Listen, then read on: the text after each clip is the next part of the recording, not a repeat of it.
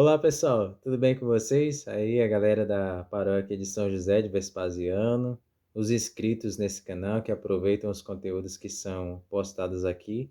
Aqui quem fala é o Frater Ítalo, da Congregação do Santíssimo Redentor. Atualmente eu curso Teologia na Faculdade Jesuíta de Filosofia e Teologia AFAGE. Já sou formado em Filosofia pela Faculdade Católica de Fortaleza e estou aqui para partilhar com vocês o tema do meu TCC e também algumas descobertas que eu venho fazendo ao longo desse projeto, assim, que considero muito árduo, é realmente um projeto muito desafiador, mas também muito belo. É claro que no decurso do projeto e dos estudos, nós vamos descobrindo, vamos abrindo as possibilidades, o diálogo e todo o material produzido no sentido escrito, né, vai dando aí volume a essa grande história, a essa caminhada. Estou aqui a convite do irmão Edmilton, que vocês já devem conhecer bem, está aqui à frente, né, desse canal, dessa via de evangelização. Hoje tão importante, né, no mundo, essa modalidade virtual, para nos aproximar, já que nossas atividades na igreja têm se reduzido muito por conta da nossa segurança.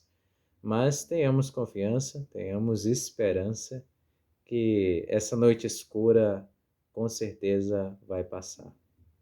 E a partir, é claro, do trabalho, eu tenho como plano de fundo o Evangelho de São Lucas.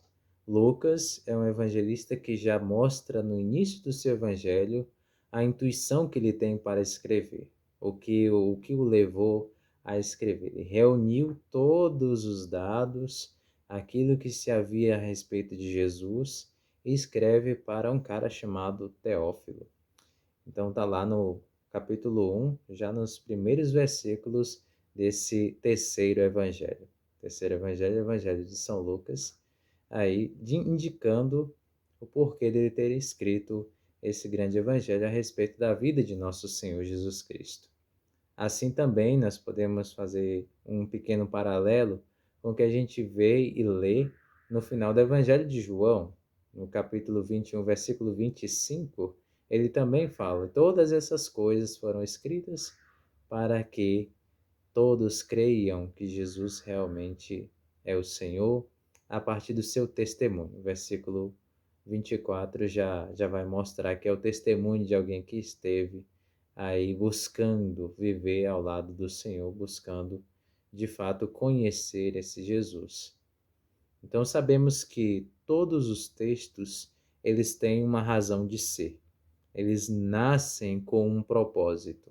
E não é diferente com os textos bíblicos. A Bíblia por inteiro, ela tem um propósito. Ela mostra a história de um povo que faz uma caminhada muito bonita, que tem uma relação muito estreita com Deus.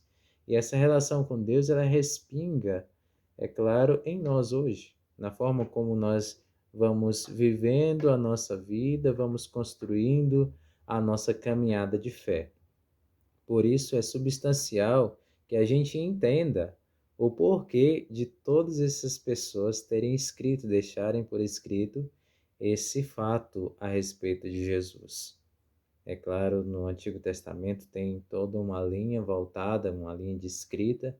No Novo Testamento, a partir dos evangelhos, tem como ponto fundamental sempre a pessoa de Jesus, a sua vida, morte e ressurreição. Esses três pontos compõem a pregação da igreja, de onde a gente parte a nossa reflexão. É também chamada de querigma. Por isso que o meu trabalho será desenvolvido dentro dessa mesma perspectiva de discipulado, o discipulado de Jesus. Como é que se vai sendo construído essa mensagem de Jesus na vida dos discípulos, dos apóstolos, da comunidade cristã ali nascente. Autores que eu tenho investigado já mostram que o Evangelho de Lucas é o primeiro volume de uma grande obra. Então, associam também a Lucas o livro de Atos dos Apóstolos. que também tenha sido ele que tenha escrito. Mas, independentemente disso, ambas as partes mostram uma relação muito bonita com Deus na pessoa de Jesus.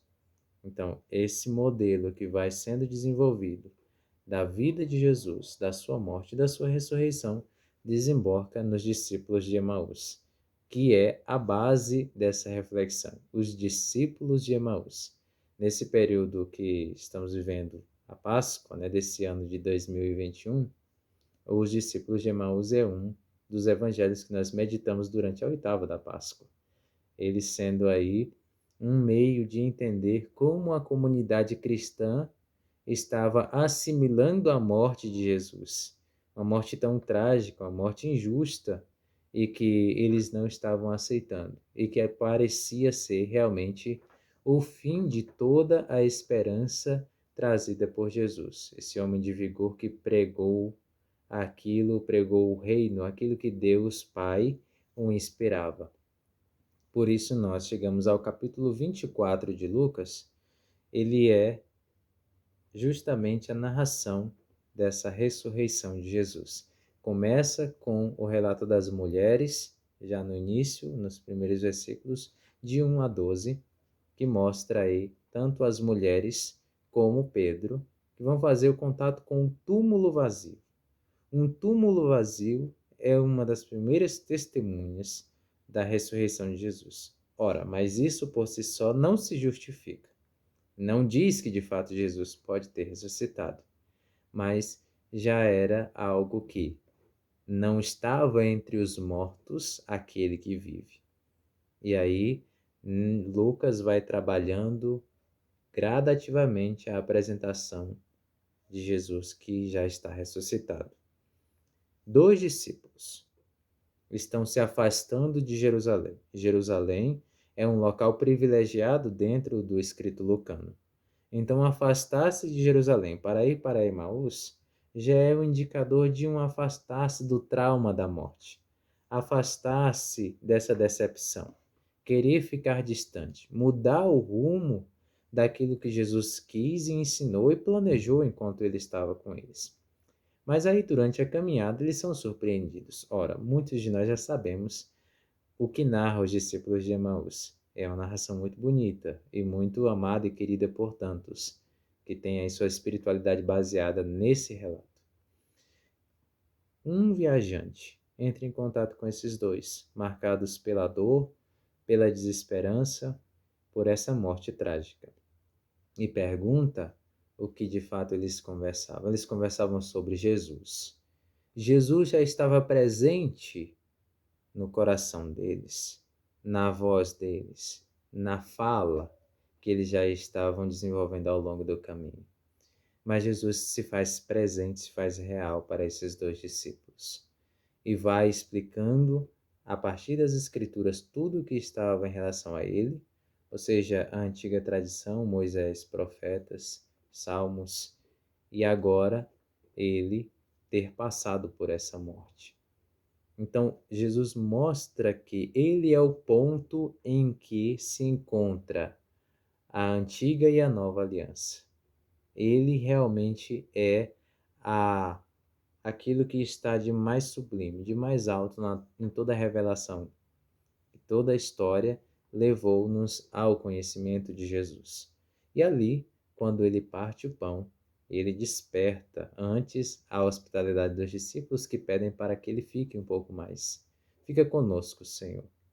E esse fica conosco, Senhor, revelou Jesus ao partir o pão. Sumindo, desaparecendo diante deles, Jesus, no mesmo dia, que tudo isso acontece em um único dia, sinalizando o primeiro dia da nova criação na ressurreição de Jesus. No mesmo dia ele aparece aos 11. Pois a alegria é tanta que eles não esperam nem para o dia amanhecer, eles já vão anunciar aos outros que permaneceram em Jerusalém que Jesus estava realmente vivo. Por isso essa é a mensagem, esse é o mapa espiritual diante de um cenário tão adverso, que nos traumatiza, que nos trava, mas que Jesus chega e quer ouvir de nós o nosso sentimento. Isso está acontecendo. e Jesus se faz solidário. Jesus escuta, Jesus nos mostra que ao partir o pão ele está presente em nosso meio. Ele está presente na palavra, ele está presente na comunidade, está presente onde nos reunimos. E essa gradatividade leva aos 11. Então, mulheres, Pedro, discípulos de Emaús e os 11. Todo esse processo para mostrar que Jesus está vivo em nosso meio.